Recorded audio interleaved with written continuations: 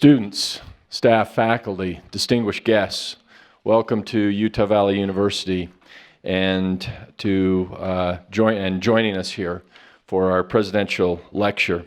It's wonderful to see so many of you here today. General, I think this is the largest audience we've had so far with this series. In recent months, it's become evident that we are at a critical juncture as a global society. As various nations seek to assert their power and establish their legitimacy on the world stage through military one-upsmanship, the threat of global nuclear conflict has grown increasingly real. Aggressive, devastating terrorist activity has become a daily commonplace, it seems, that upends local and regional stability. And politically oppressive regimes and competing power structures have created humanitarian crises that are often overwhelming in their scope.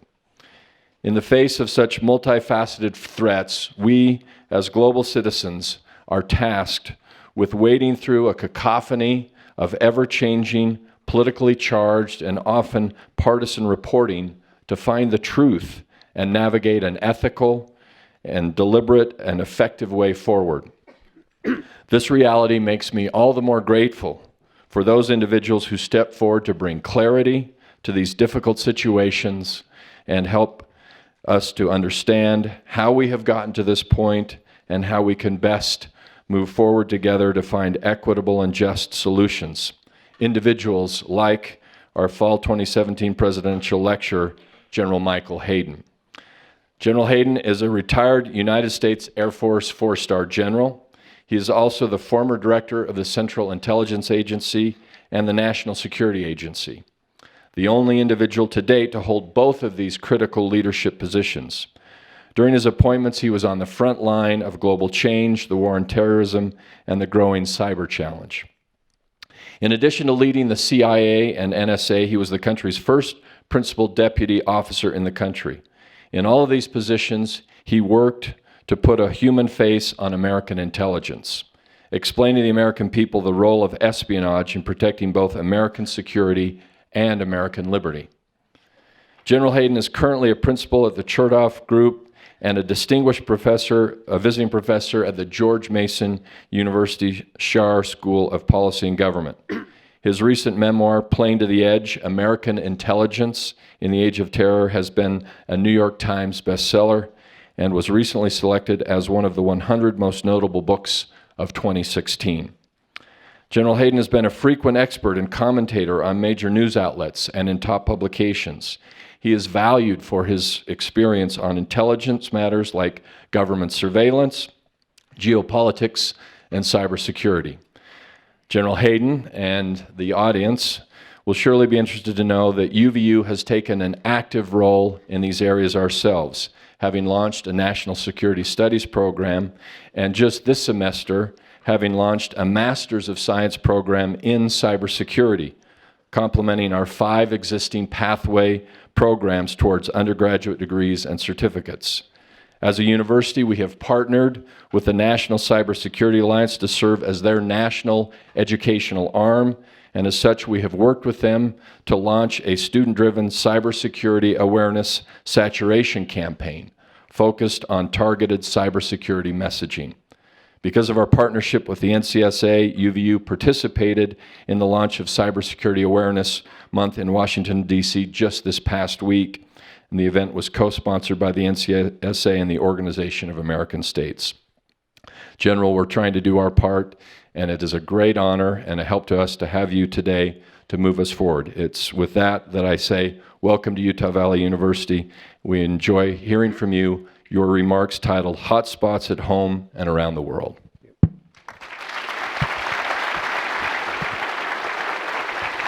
Okay. Thank you. All right, first thing to check, we're on, you hearing? Good, all right, thanks for the very generous introduction, Mr. President.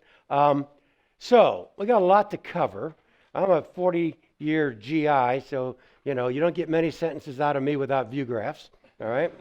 So we're gonna use PowerPoint. And if I do this well, I'm gonna leave some time at the end, 15 minutes or more, where y'all get to kind of jump up and ask questions and offer commentary. And that's frankly the part I look forward to. So I will work very hard to give you that opportunity, okay? All right. So I used not to have this slide in the presentation. This is the one my Army buddies call the big hand, little map briefing slide, where you get to go this way, all right? It's kind of very generalized stuff. 3 sentences. Okay, number one, I'm old enough to claim I've actually lived in a world more dangerous than today. Now, that probably doesn't apply to you students, probably not even to you faculty members, probably not your students' parents, but talk to your grandparents, all right? And they, like me, will be able to remember the Cuban Missile Crisis. They, like me, will be able to remember Soviet and American armor barrel to barrel at Checkpoint Charlie in downtown Berlin. I was a captain in America's Air Force. We went to DEFCON 3, General Defense Condition 3. 5 is peace, 1 is nuclear war. We went to 3 when we thought the Soviets were shipping funny weapons through the Bosporus and the Dardanelles to their allies, the Arabs, with an Israeli army on the African side of the Suez Canal, and nothing between them and Cairo except sand.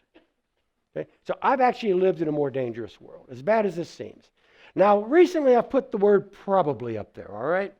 Because I'm beginning to hedge my bets. And if you bring me back in 6 or 8 months, then we may not have bullet number 1 up there, all right? But right now, I've lived in a more dangerous world. I've never lived in a world more complicated.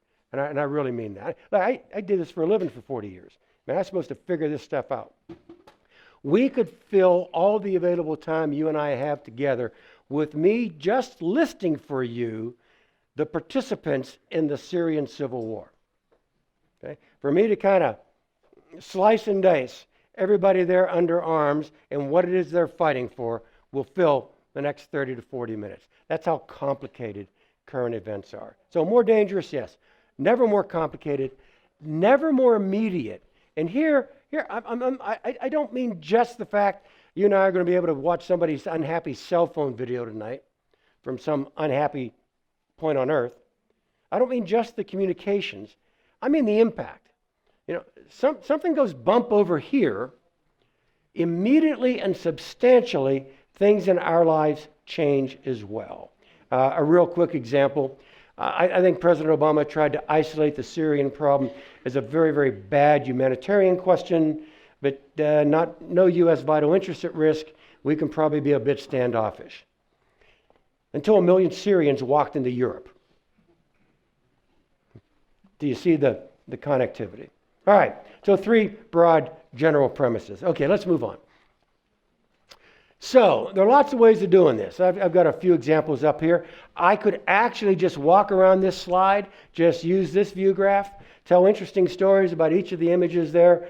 I think it would be productive, useful. I know it would be interesting. Start top right, talk a little bit about the fun-loving Kim family of North Korea, and work our way all the way around to anonymous. Useful, productive, but probably not most useful, most productive. That is a little bit like, so what are you going to see in that cell phone video tonight, right? Kind of predicting the evening news. I therefore shift to what you see at about the 12 o'clock position. I shift to tectonics. All right? I am not going to try to predict where the Earth's going to shake tonight or what part of the seas are going to roil. All right? I'm going to go under. I'm going to go down to those basal geopolitical plates that are moving and indeed are going to cause the earth to shake and the seas to roil somewhere. But that part's hard to predict. This is a little more substantial. This is a little more, yeah, I see what's going on here. So what it is I've got 4 or 5 tectonics that I want to go through. And more or less, I think these basal fundamental movements are what's making the world the way it is we are experiencing it. Okay? Tectonics. All right. Tectonic 1. That's Brent Scowcroft. He used to be my boss. Brent was National Security Advisor not once, but twice. He was National Security Advisor for Ford and for Bush 41, George H.W. Brent wrote an article more than 5 years ago now, April 2012, for the Atlantic Council. And I'm going to tell you more than what's in the article, because I read the article and thought, this is really interesting. And since I used to work for Brent, I walked up to his office at Farragut Square and said, loved your article, let's talk. And he told me more about it, all right? But you can get to the article online. In essence, what Brent says is, when I was doing my thing, all the pieces on the board I cared about were nation states. And the way I moved those pieces around was through a process that we have now taken to call hard power. Those of you not running around D.C. recently, hard power, masses of men and metal at the right place and at the right time. And if we liked you, the promise of it, and if we didn't like you, the threat of masses of men and metal. So Brent says, when I was playing nation states, hard power. He says, they're still important. But here's the punchline. They're not nearly as important as they were when I was National Security Advisor. Because I was National Security Advisor at the height, Ford, and the back end, 41, of the industrial era. And he goes through this kind of economic history thing in which he says the industrial era trended to pull power to the center. Put another way, you couldn't get things done in the industrial era without an empowered center. Examples. I'm old enough to remember when making a telephone call was so complicated that we could entrust it only to a government or a government-controlled monopoly. And there are some people in this room who actually remember that. The industrial era, kind of the linear way things were teed up and solved, pulled power to the center. Republican Party, Abraham Lincoln, first president, emancipation, well known for that. They spent the rest of the 19th century building the infrastructure that American industry relied on to burst into the world in the 20th century as the world's preeminent industrial power. Communism, bad theory of history, worst theory of government. But if you want to rapidly industrialize a backward agrarian near-feudal society, not bad. Because it pulls power to the center, right? But what Brent points out is that we don't live there anymore. We are no longer in the industrial era. We are in the post-industrial, globalized, interconnected, worldwide, digital, fill in your adjectives, but you know where I'm going, right? And Brent's point is, as the industrial era required power to be pulled to the center, the post-industrial era pushed power down and to the edges. I'm old enough, once again, to remember I used to have to go out of the house, get in the car, drive the car, park the car, get out of the car, go into a building and talk to a human being to get my money. Now the students here are going, money, what an interesting concept. Because, right? Yeah, you're totally digital. Sure. How many in the room have used Zillow? Okay, yeah, right. 1 or 2 clicks, how long on the market, current price, previous price, comparables. Yeah, you used to have to go to a professional, licensed class of human beings to get that information not so long ago. And so this Brent's thing, power down, power to the edge, pretty cool. You and I are empowered to do things we have never been able to do. In my old world, I'm old enough to remember only 2 countries could take pictures from space. And only one of them did it really well. And I don't know about your Wi-Fi here, but if it's pretty good, you can go on Google Earth while we're talking, and you can raise your hand halfway through the remarks, and you can tell me whether or not Kim the youngest is stacking an intercontinental ballistic missile. Power down, power to the edge. So for the most part, that's awesome. I'm also old enough to remember I never lost any sleep over a religious fanatic living in a cave in the Hindu Kush. But we do. And that's Brent's point, all right? If something's going to go bump tonight and make our world unhappy, I'm betting you it will not be because a malevolent nation state tried to hurt us. If something's going to go bump tonight, it's going to be because some sub-state, group, gang, actor, or individual now has the ability to inflict on us damage that we used to associate only with malevolent nation states. This is a big tectonic. I'm going to spend a little more time on this one than the others. Yeah, you're probably why the current intelligence briefer up here has got the map of the European discoveries of the Western Hemisphere.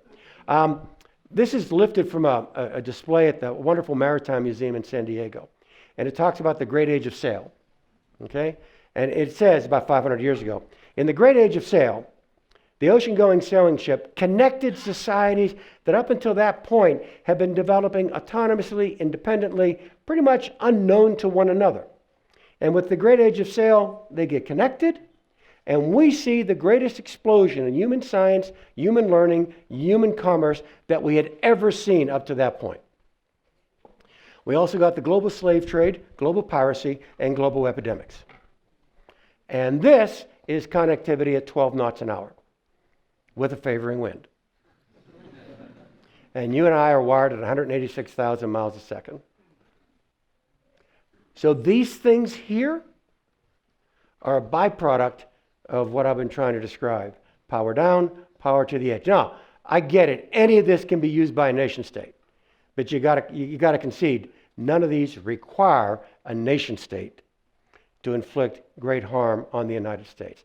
They are, I know they're different, but they are the byproduct of power down, power out, and interconnectivity. And so we're trying to deal with this. We've been trying to deal with terrorism for the last 15 years, and we won't go into it. If you're curious, hit me with it in the Q&A. We argue about how to deal with terrorism because it's so new.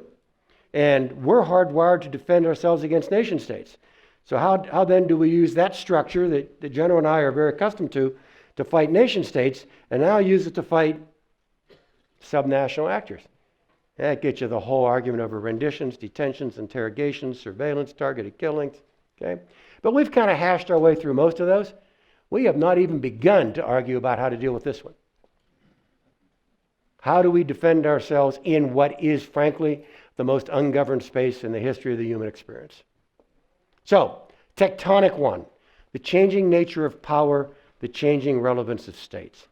Big deal. Going to be with us a long time. All right. Tectonic 2. So I'm up in Baltimore, all right? I'm invited up there by the Republican congressional leadership. Every year, the Republicans, kind of February-ish, come back home, come back to D.C. from home districts after a constituent weekend, and they all get together. All the members of the House, all the members of the Senate, usually do it on the Eastern Seaboard. In 16, it was in Baltimore. This year, it was in Philadelphia. Bring the kids, bring the wife, put them up in a nice hotel in the Inner Harbor in Baltimore. They get to go to the aquarium.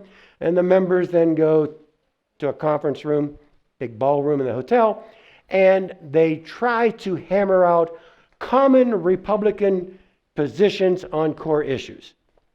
I'm sorry. I'm pausing just for the laughter there after that statement.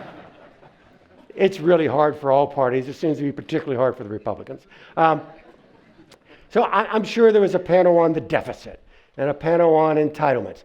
I'm on the panel for national security. And I was very proud to be on that panel. Mike Chertoff, former Secretary of Homeland Security. Ray Odierno, he just left being Chief of Staff of America's Army. Ryan Crocker, diplomat's diplomat. He has been our ambassador to every ugly spot on earth. We have sent him to Kabul, to Baghdad, Islamabad. He was in the Beirut embassy as a junior officer when it was blown up. Okay. Ryan Crocker, me, and Bob Kagan. Bob's a scholar, historian down at the Brookings Institution, very highly regarded think tank, very center-of-the-road think tank in D.C. All right, so we're on the panel. First of all, I just named 5 people on the panel. If any of you people watch Fox News after 6 o'clock at night, you know 5 people is way too many to be putting on a panel. So now we're getting questions from the moderator, right? And we're doing okay.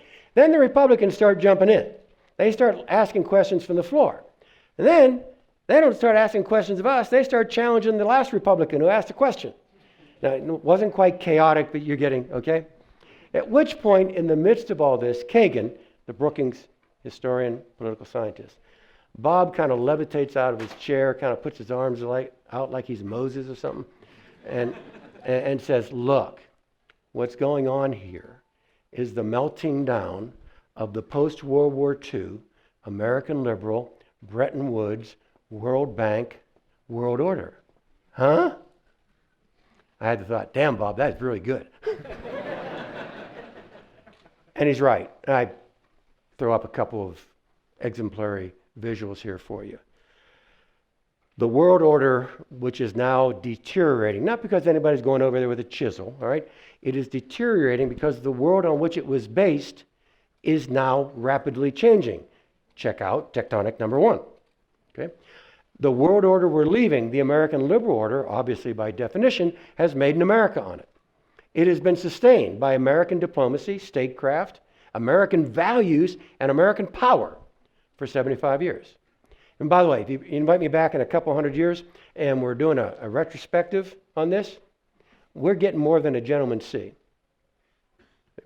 We didn't do a bad, I got Korea and Vietnam and all those crises. We did not do a bad job. The last 75 years are the healthiest, best nourished, long-lived, best educated, most peaceful 3/4 of a century in the history of the human species. And it was largely organized by American ideas and American power behind those ideas. And Bob's big point was, yeah, but those structures will become less and less relevant to the world that exists underneath it. So, in essence, we're seeing the melting down of the post-World War II order. So I'm in my car coming back down the Baltimore-Washington Parkway after this seance with the Republicans in the Inner Harbor. And I had the thought, as good as Kagan was, he may have lowballed it. We may be seeing not just the melting down of the post-World War II order, we are seeing the melting down of the post-World War I order too.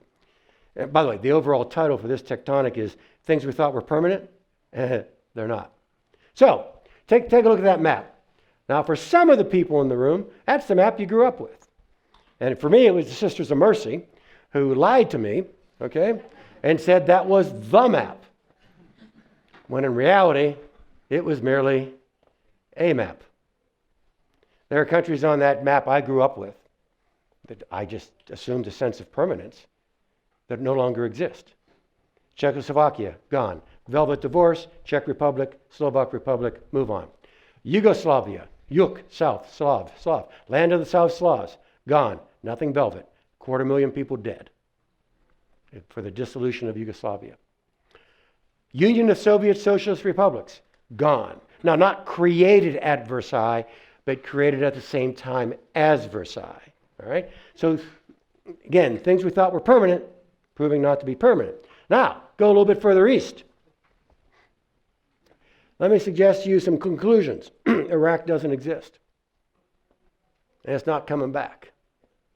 In fact, the only organized military force in Iraq today fighting on behalf of what you thought was Iraq are the 5,500 GIs. Everybody else is fighting for something else. Okay? Syria, gone. Not coming back. Now, I need a college audience. You guys follow in detail. So, yeah, Syria's probably going to keep a seat in the United Nations.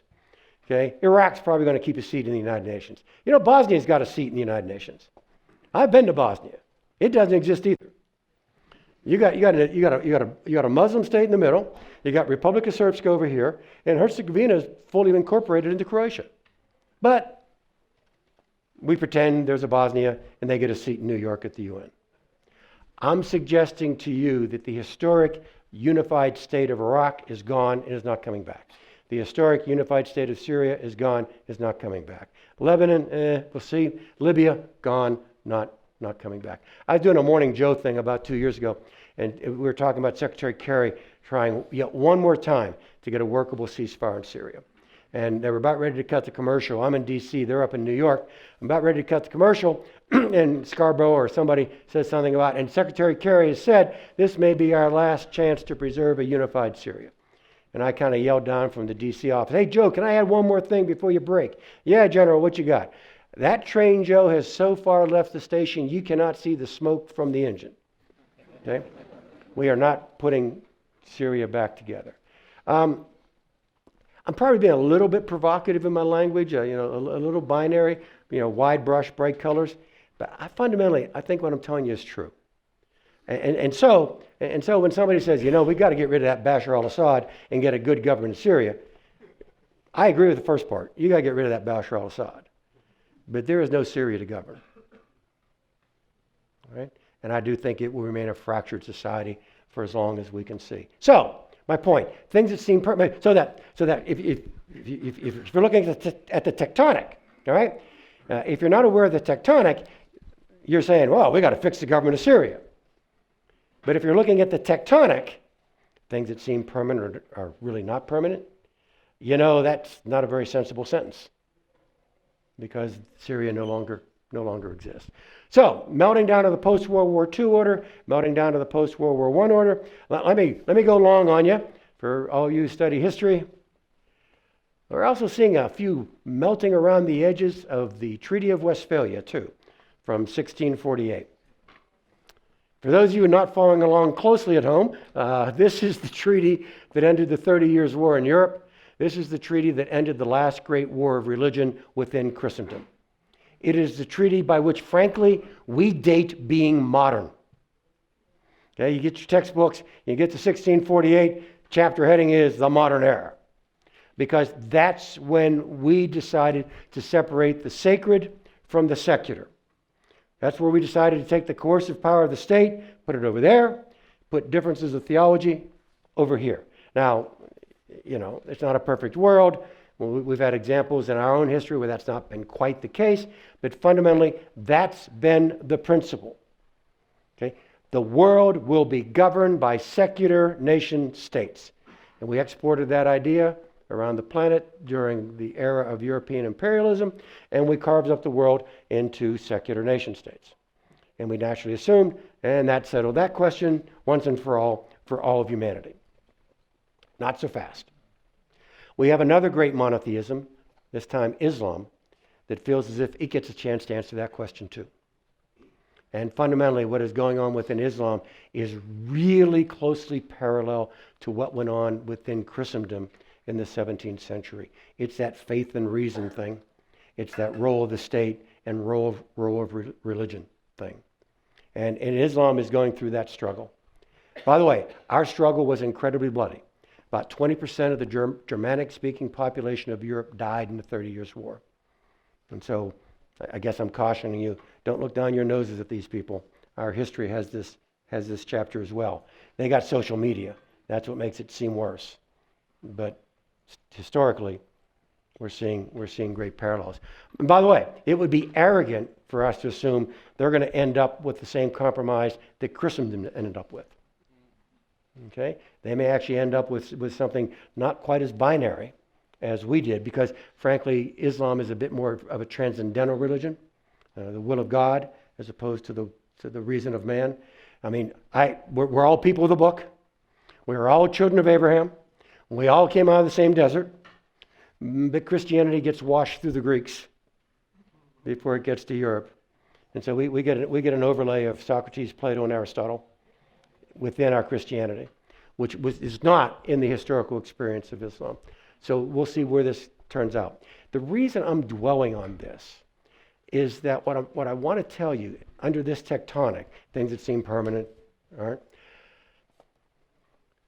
the center of gravity in this troubled topic, the center of gravity is a war within a civilization. It is not a war between civilizations, as some Muslims, we call them Al-Qaeda, and some Americans would like you to believe. Okay? The center of gravity of this is a war within Islam. Now, I get it. San Bernardino was intentional. Orlando was intentional. Paris, intentional. Brussels, intentional. All right? Barcelona, intentional. But at its core, those acts were spillage from what is fundamentally a Muslim-on-Muslim war, and overwhelmingly the people who are dying in this war are followers of the Prophet, not of Jesus, not of Abraham. All right? And so I think it's a very important thing to remember. By the way, the more we want to make it a war between civilizations, the more we follow the narrative of the side in the Civil War we want to lose, who want this to be, there is undying enmity between the West and the religion of the Prophet. So we need to be careful. So that's the second tectonic, all right? Things that seem permanent, proving not to be. It's kind of a suggestion to you that as important as current events are, we really do need a bit of deep historical understanding to see what's going on now. Okay, tectonic 3, a little more traditional. This is kind of the nuclear thing, the proliferation thing. I title it States that are ambitious, brutal, and nuclear. Okay, so who do I have in here? Well, this is actually where I rack and stack the Russians. All right, and there you can see the quick bullets on the right-hand side of the slide. The Russians are reinvesting in their nuclear forces, which is really an irritant for us. We thought we were done with this. We're going to have to go spend a whole bunch of your tax money now to kind of re-up our nuclear forces because the Russians are modernizing. All right, that's just, sorry. I thought we were done with this, but we're not.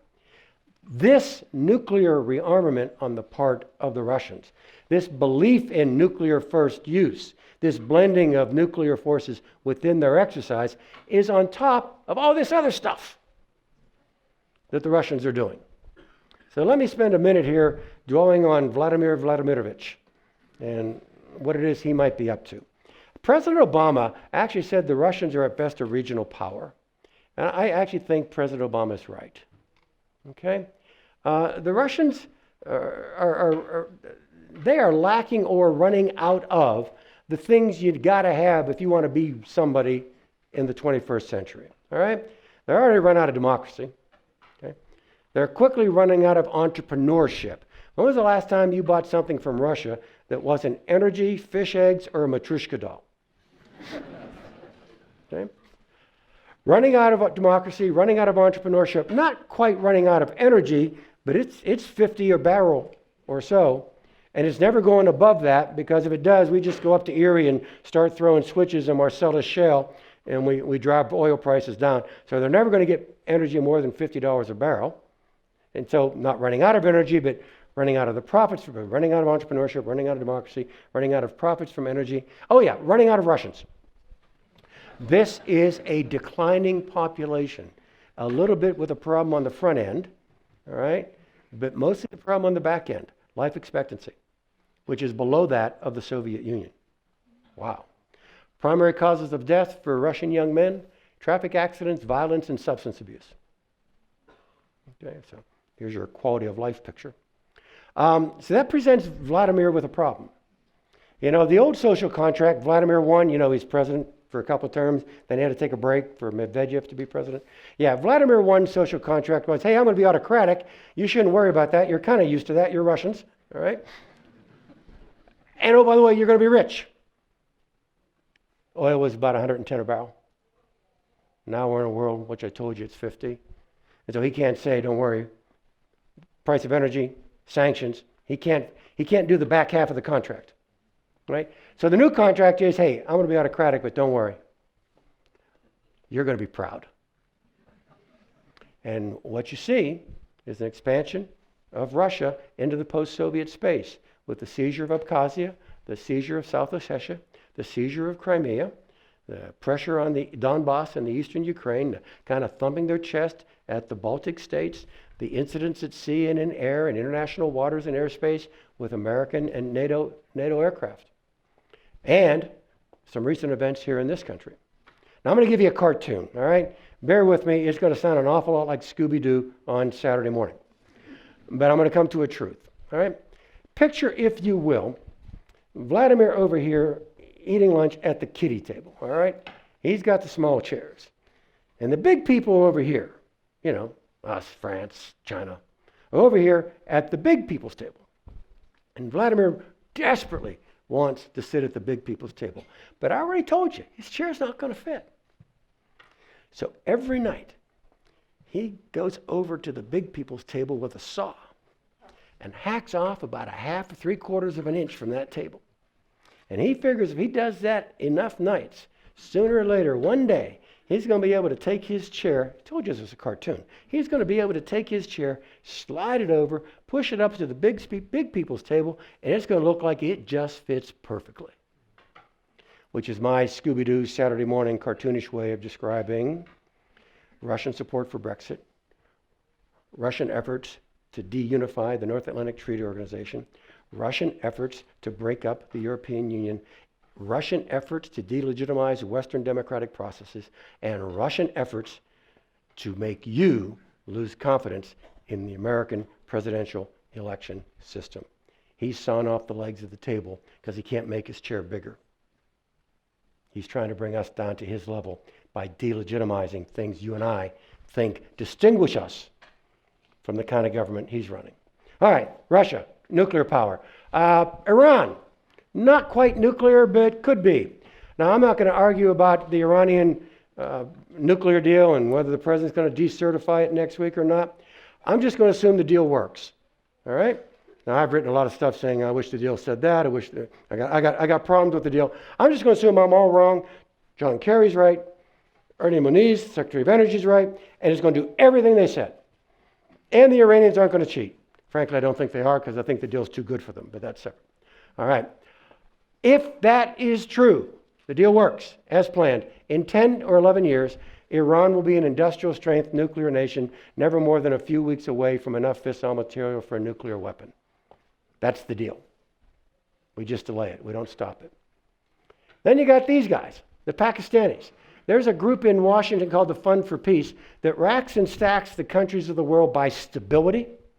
All right? It's a pretty scientific system. They've got about a dozen categories, and everybody gets a score in each of the categories. Then they aggregate the scores, and then they just kind of list everybody. If you're curious about your homeland, fellow Americans, we're not really right near the top. Okay? We are actually in the second tier of nations.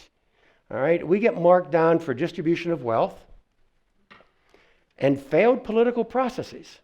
What could they be talking about? Okay.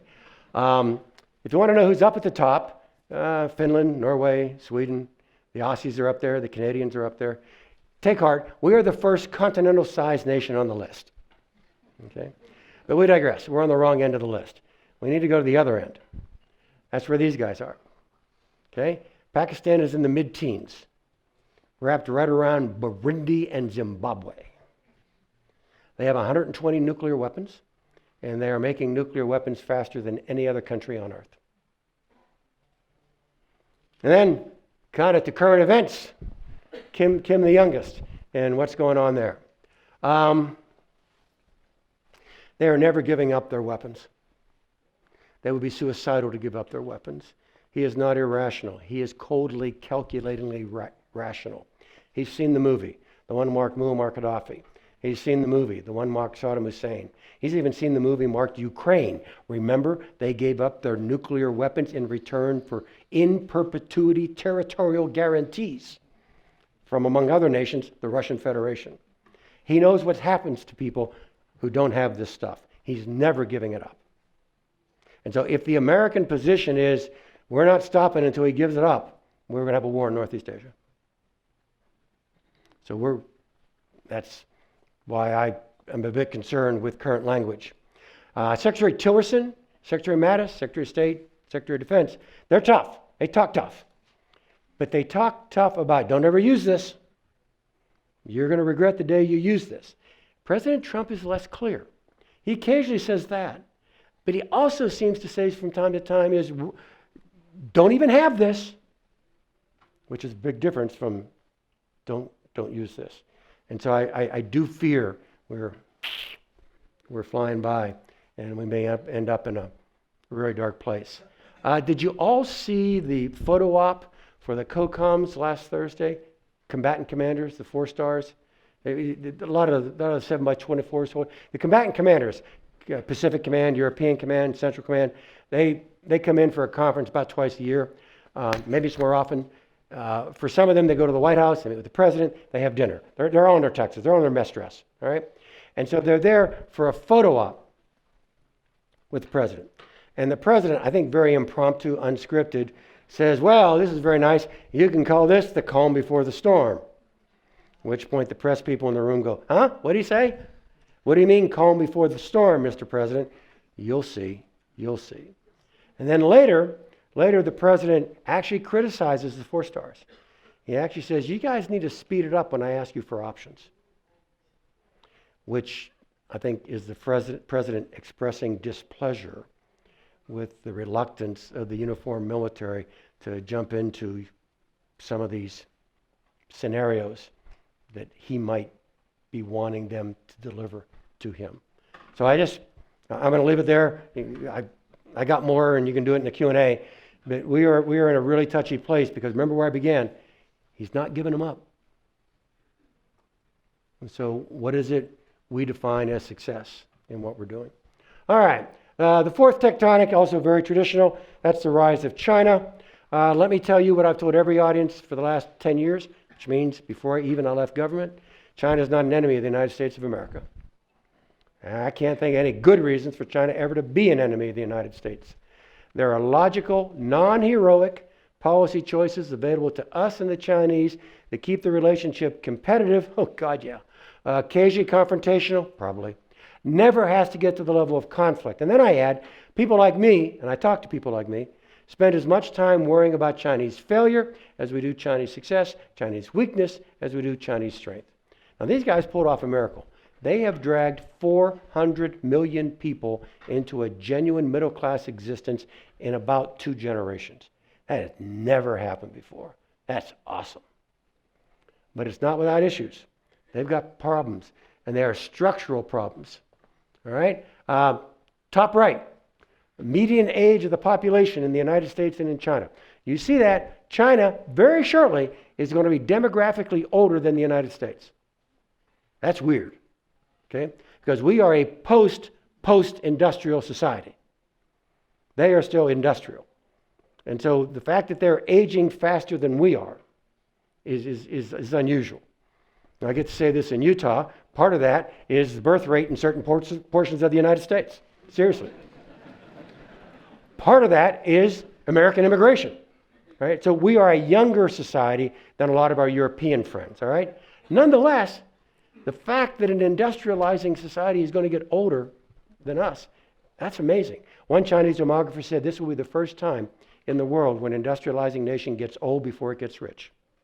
Top left, environmental catastrophe. Lower left, maldistribution of wealth. In the center, okay, 2 presidents yelling at one another. I cannot think of anything less productive for Chinese foreign policy than what these 2 guys are doing. Okay? The Chinese want to expand their influence in the region. What Kim is doing, it sounds like Godfather 3 and Michael saying, every time I try to get out, they pull me back in. Okay? He is causing the United States of America to strengthen its position in a region that the Chinese would like to gradually become more under their influence, if not control. And Kim is making the whole neighborhood happy that the Americans are coming back.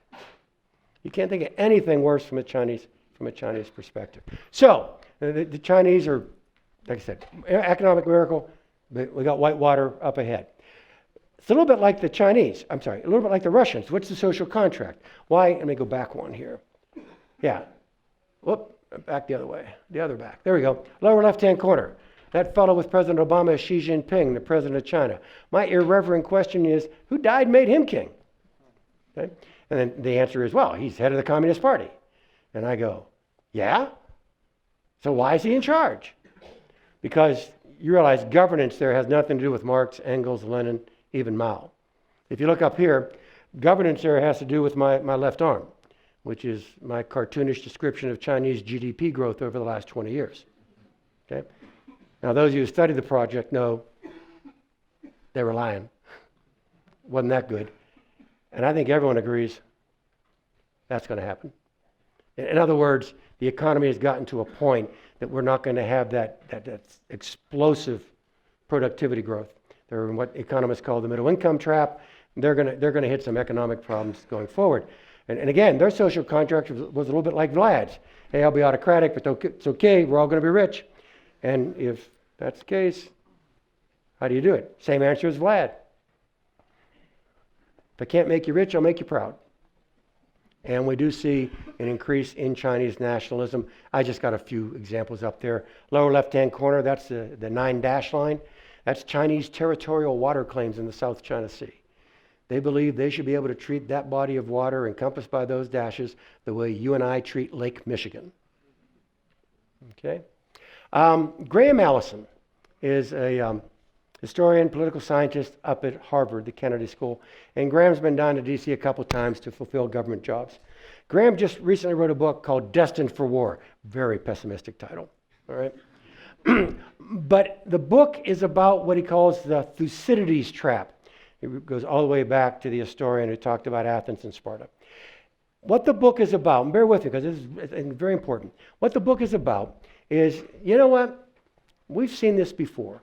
This is all about the emerging power, China, and the status quo power, the United States. And, this goes way back to the Peloponnesian War. How did those poor people in Sparta put up with all those uppity folks from Athens? And then Graham fast forwards it to the last 500 years, the 500 after the ships I showed you. Remember the European discovery? Yeah.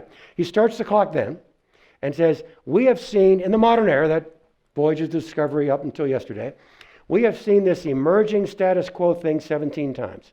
His first example is, how does Prince Henry the Navigator's Portugal deal with a unified Spain under Ferdinand and Isabel? And he plays it all the way forward to, how are France and Great Britain dealing with a recently unified Germany?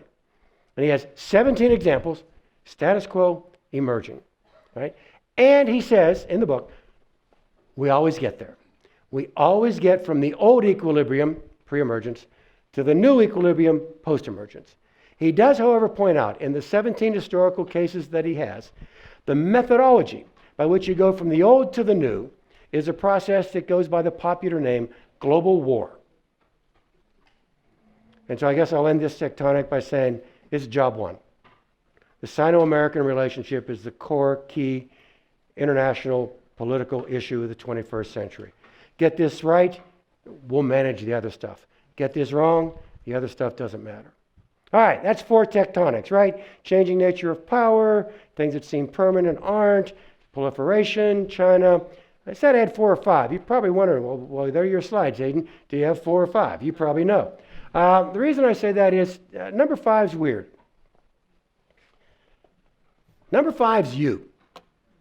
And if we weren't doing this in the valley here, and I wasn't the head of CIA formally, but the head of DGSE, and we were in the beautiful French as opposed to the beautiful Utah countryside, and I was talking about les tectoniques rather than tectonics, all right? This would be on my list, and it would not be number 5.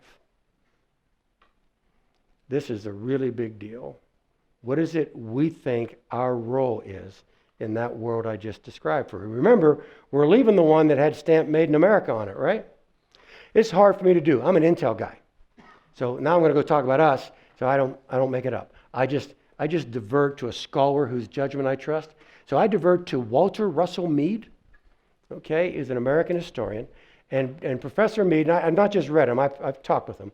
Professor Mead says, you can describe any American presidency in one of 4 historic models, all right? And he slaps on an historic name on each of the 4 models. He said, look, we could have Hamiltonian presidents. Okay, Alexander Hamilton, Washington's aide de camp, first Secretary of the Treasury. Beautiful voice, I've heard him on Broadway. Okay. Hamiltonian foreign policy. America cannot be free unless America is prosperous. America cannot be prosperous unless America is strong. That's actually pretty tight. That's actually pretty clear. All right. Mitt Romney, he would have been Hamiltonian, and not because of Bain Capital or anything. Because what I just told you, America cannot be free unless America is prosperous. America can't be prosperous unless America is strong, was not a quote from Hamilton. It is a quote from Mitt Romney during the second presidential debate in 2012. Hamiltonian. Wilsonian, American idealism, the war to end all wars, the war to make the world safe for democracy, kind of repackaging manifest destiny of the 19th century, putting into an export version, and sharing, or occasionally imposing it on the rest of the world. Wilson, American idealism. Jefferson, all right, I know, he bought Louisiana, and he fought a war in North Africa. I get that. But fundamentally, he was inward turning. He was kind of the shining city on the hill president. We got stuff at home. We got to do stuff here. Jefferson, inward turning. Then finally, Jackson. Okay, Meade Meade's a little careful with his description of a Jacksonian president. Now, Jackson, man of the frontier, Indian fighter, war hero, first Democrat in the White House. And it really doesn't matter whether you want to spell it with a big D or a little d, he was both. First Democrat in the White House. Meade's description of Jacksonian foreign policy is, kind of like the people who watch Fox News. Okay? My description is a foreign policy organized around Robert De Niro's immortal line in Taxi Driver. You talking to me? The president I served the most was President Bush. He was clearly Wilsonian. Read the second inaugural. Take a look at the Freedom Agenda. He had more than a little dose of Jackson going on there, too. There was an incident on the South Lawn, helicopter landed, president's in a golf shirt. So I'm thinking he's just coming back from Camp David. I wasn't there, but I've seen the video. All the man wants to do is get into his house. But you got the reporters all lined up there, and they're yelling questions at him. He's walking past the reporters, and they're yelling. Finally, one reporter yells out, "What about that insurgency in Iraq, Mr. President? It's looking really bad." Remember, he didn't have to do anything. He stops, turns, pivots, steps, points, bring it on. Pure Jackson. Okay. If you are Wilsonian and Jacksonian, you might be leaning a little forward in your foreign activity. President Obama, I think, was equally Wilsonian. All right? Read the speech in Ankara, read the speech in Cairo. For God's sake, the president gave a speech in Prague in which he was aiming for a world without nuclear weapons, and he was serious. All right? That's really Wilsonian. But he had a real big dose of Jefferson going on. Otherwise, you don't get the tide of war is receding, Al-Qaeda's on the run, and it is time to do nation building at home. In fact, a lot of folks like me criticize the Obama team for being indecisive. I think they really were. But another way of looking at their indecision was that their inner Wilsons were in an eternal combat with their inner Jeffersons. We really ought to, but we shouldn't. And you ended up with indecision. Okay, even way out here in Utah, we had an election, right? And we got a new president. Walter Russell Meade puts President Trump squarely in the Jacksonian tradition. And that quote I have up there is from Meade, all right? Describing Trump Jacksonian foreign policy. Nationalist, populist, on a dark day, nativist, okay? Suspicious of the outside world, and willing to use force to beat it back. They are not naturally internationalists unless you really make them mad. And then they're really mean-spirited. That's why you get President Trump during the campaign saying, "I'm not going to kill just terrorists, I'm going to kill their families too," which is kind of a Jacksonian-rooted thing. I put this up here because I occasionally write pieces critical of the president's policy. I already did that with the Korea thing, all right? But I don't want you to think he's a stray electron. Okay? His worldview, and I don't want to go there, but you all heard this growing up, but don't make me stop this car, right? Okay? Does have a legitimate historical narrative in the American political experience. I actually think President Trump is the first Jacksonian president in the White House since Jackson. Most amazingly, he surrounded himself by a whole bunch of folks who are really talented and are definitely not Jacksonians. He has surrounded himself with a bunch of American internationalists. Secretaries Mattis, Tillerson, this head of the CIA, Pompeo, Director of National Intelligence, Coates, formerly Homeland Security Secretary, now Chief of Staff, John Kelly. These are all traditional American internationalists. These are all the people who would have answered that question Kagan asked, World Order 1.0 is done. What are you guys going to do for 2.0? These guys are saying, all right, where's the paper? Let's go. But you got a president whose natural instincts don't go there. This is the most amazing thing I've ever seen. A president, purely Jacksonian, surrounding himself in the power ministries with traditional American internationalists. Now, closer into the president, okay, not the cabinet people, but closer into the president, I actually think the president has picked a bunch of folks who are far more Jacksonian, far more like-minded with the president than they are with these guys, all right? But then again, they aren't staying around. We've seen a high casualty rate in the folks around the inner office. The real heavy lifter on this slide is top right. Okay, that's H.R. McMaster, Army Lieutenant General. HR's job is to be the bridge between the family and friends around the president and those folks on the last slide in all those power ministries. And that's a really hard job, because fundamentally those guys on the outside are recommending things that are not naturally occurring to the president on the inside. That's the issue in Washington. That's why the rest of the world is scared to death of us. We are the most disruptive force on the planet right now because we're big, powerful, important, and no one knows where we're going. Last quote here, and we'll take some questions. This is from a friend of mine, David Rothkopf. That's a pretty good summary. I mean, we can argue about this is a good idea, or this is a good idea, or I'm over here, but can we all agree that this is really bad when it comes to conducting international affairs? So, some advice. And with that, I'm open to comments and questions for as long as they'll let me stand here.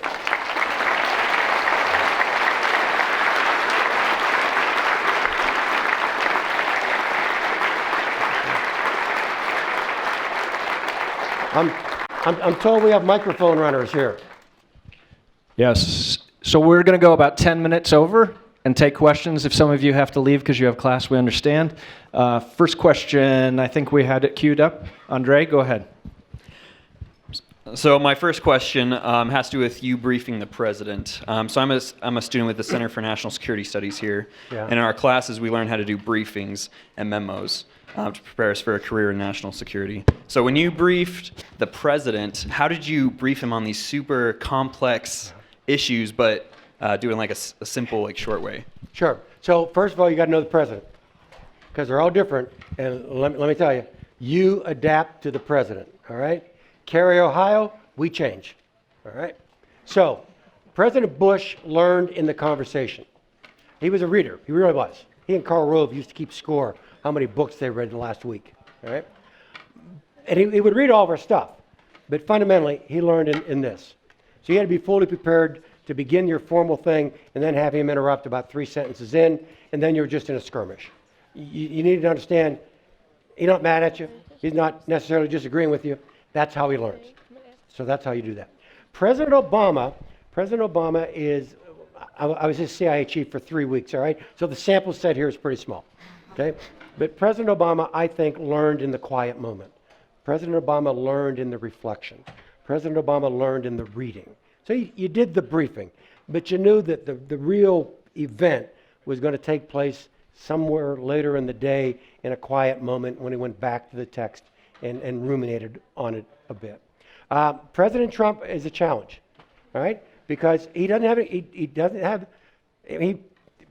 President Bush was fairly inexperienced being governor of Texas, but he came from a Republican internationalist family, right? So, I mean, he's been around this a lot. President Obama is somewhat of a scholar, okay? President Trump's a real estate guy from Manhattan. And so he doesn't have this body of knowledge.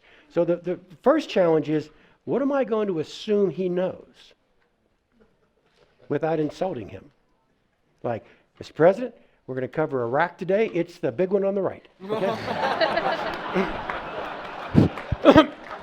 Probably not a winner, all right? And I don't mean to be disrespectful to the president. What I'm just trying to describe is, where do you draw the line? Because over here, you want to talk to him about the Sunni-Shia split and how important that is to the current violence in the Middle East. So do you begin with, Mr. President, in 632, the prophet died?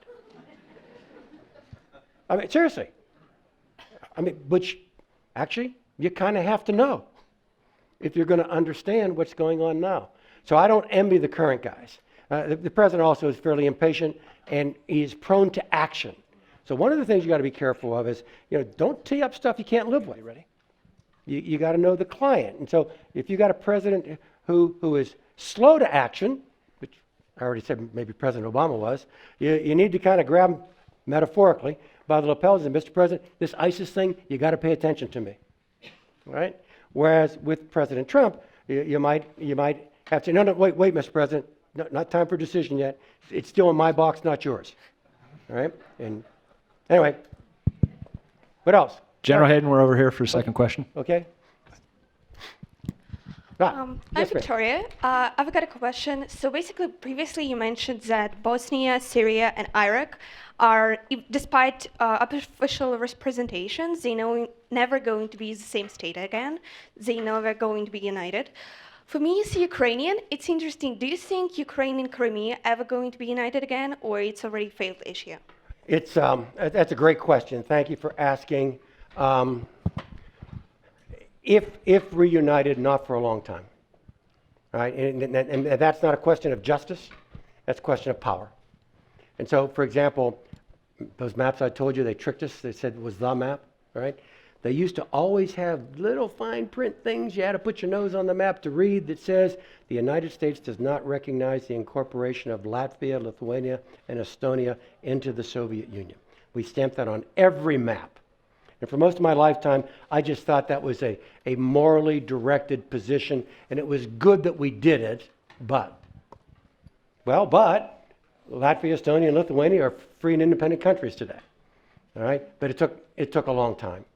So I think the right position for us is we will not recognize the annexation of Crimea. We will not. And when you have Russian arguments, yes, but there was an election, and most Crimeans want to live in or be part of Russia. The answer is, number one, I don't think that was a free and fair election. Although, number two, I do think in a free and fair election, because of the Russian-speaking population in Crimea, many would vote for unity with the Russians. But the comeback from the Russians is, all right, if you want a free and fair plebiscite in Crimea to break it off from the Ukraine, take a number, we're going to put it in line. We're going to do one in Dagestan. We're going to do one in Ingushetia. I'm listing all of the autonomous regions inside the Russian Federation, none of whom are happy to be inside the Russian Federation. So, sorry, I'm circling around your question. I think there's a certain permanence to that. We need not accept it in any legal sense. We need to continue to punish because it was a wrong, but I don't see redress happening rapidly. Who's got a mic? I have one Oh, over here. okay. Sorry, kind of loud. So, from an anthropological standpoint, how does capitalism play into your role of the tectonics? So, a little bit out of my lane, okay, but I do associate some consistency between political and economic freedom. All right, that it's hard to think you're embracing one fully and not permitting at least some of the other. All right, so I do see that. Capitalism's got very rough edges. All right, they're back to us. We're incredibly successful. We really are, but we got marked down for distribution of wealth, which is also correct and fair, and we need to work on that. So I would be reluctant to impose state controls over market forces, but I do recognize there are times when states must control unguarded, unleashed market forces. I told you I don't know much about this, so I turned to David Brooks, the New York Times conservative correspondent. Brooks has a pretty healthy view of this, and he self-describes his view as Hamiltonian.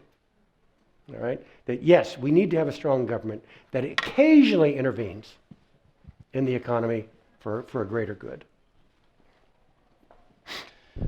Hi, thank you for coming today. Thank you.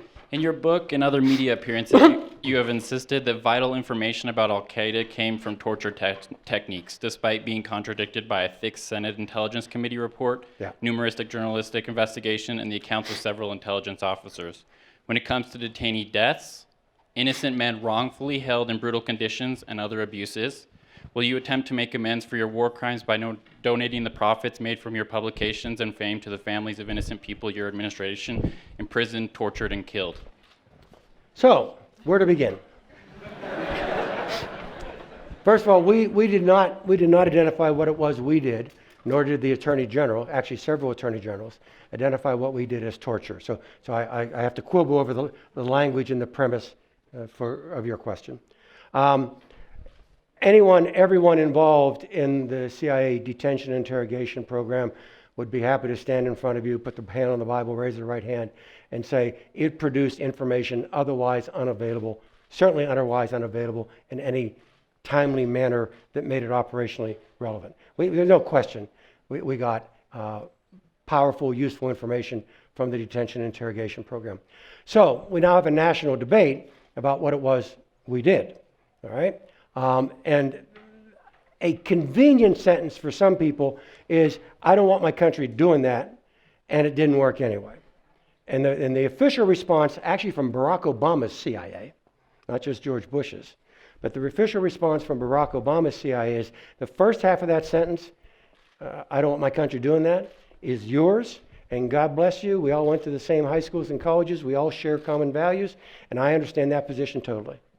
And I respect people who hold it.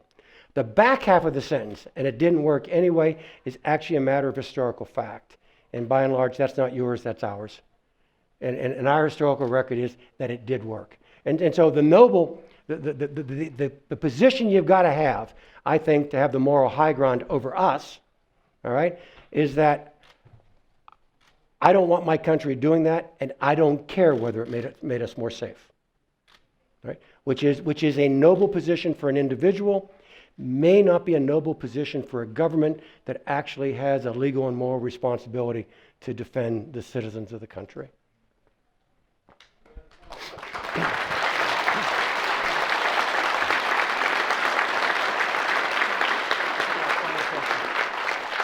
Who's got it? I'm right over here. Okay.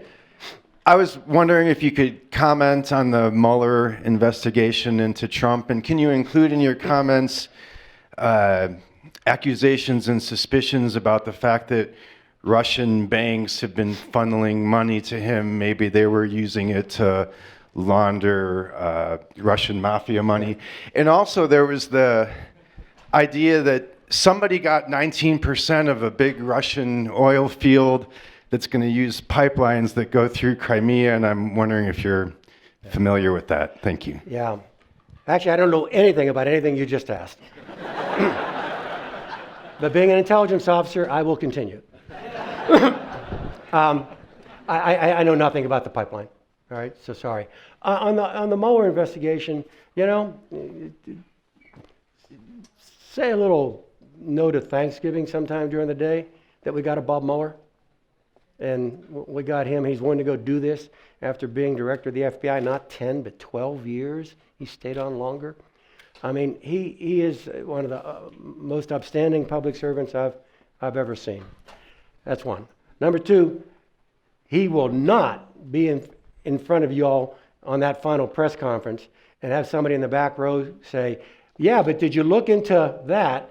And not be able to say, oh, yeah.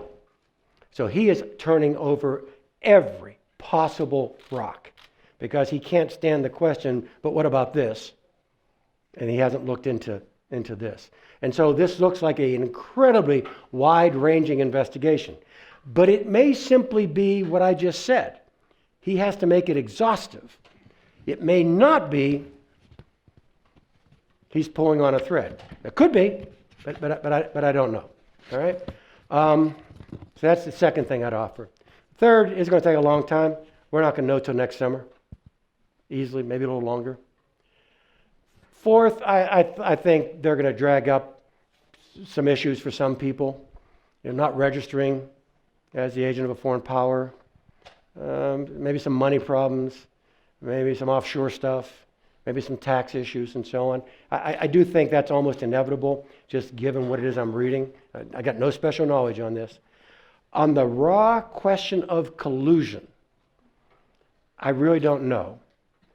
And to get that to a provable crime, I think will be very, very difficult.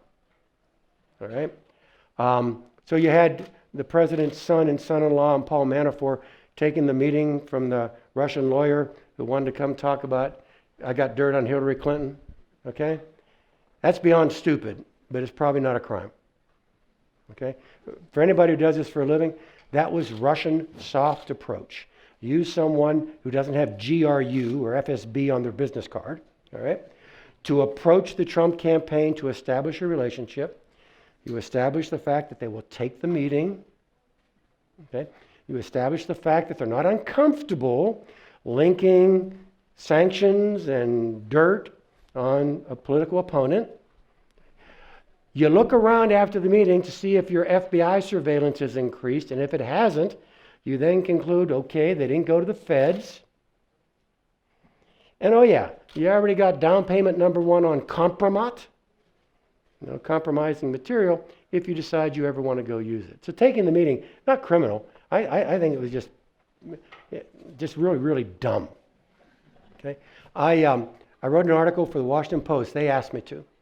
Okay, it was the Friday before the election, and it was all about the Trump campaign and the Russian connections. And this was before we knew a whole bunch of stuff we now know. But it was about Manafort and Roger Stone and others and the connections. And then Donald Jr. said we got a lot of Russian money, and and the fact the president would never say anything bad about Putin.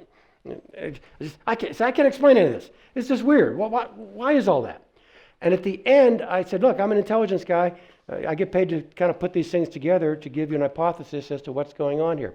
So the one I came up with, I used a Russian word from the Soviet period. It was a word they used to describe someone who was naive, whom they personally kind of had contempt for, but they were quite enthusiastic about exploiting that person for their own purposes. The Russian word is polezny durak, useful idiot. And I said, now, this is probably going to offend some of my friends who are supporters of candidate Trump, and I mean no offense, but frankly, it's the most benign interpretation of these events that I can come up with. And I'm thinking that's the high probability shot of where we end. Well, that's a happy note to close it on. A round of applause, please. General Michael Hayden.